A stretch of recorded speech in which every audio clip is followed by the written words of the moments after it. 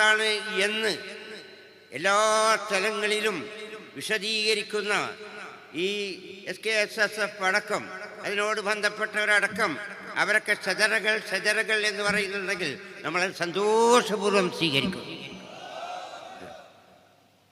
അങ്ങനെ തന്നെ പറയേണ്ടതെന്നാണ് നമ്മളൊക്കെ അഭിപ്രായം. ഷജറകൾ തന്നെ നമ്മളെ പറയേണ്ടത്. അങ്ങനെയാണ് നമ്മളെ. എന്തുകൊണ്ട്? ആദർശത്തിൽ ഉറച്ചു നിൽക്കുക. അതാണല്ലോ ഇപ്പോൾ SKSSF ചെയ്യുന്നത്.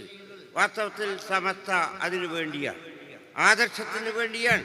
ഈ ആദർശത്തെ ഉറപ്പിച്ചു നിർത്താൻ വേണ്ടിയാണ്. സമത്വയുടെ ആദർശമാണ് SKSSFിൻ്റെ ആദർശം. സമത്വയുടെ ആദർശം എന്ന് പറയുന്നത് അഹ്ലുസുന്നത്ത് വൽ ജമാഅത്ത.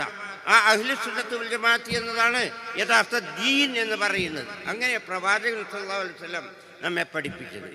അതാണ് നമ്മുടെ ആദർശം.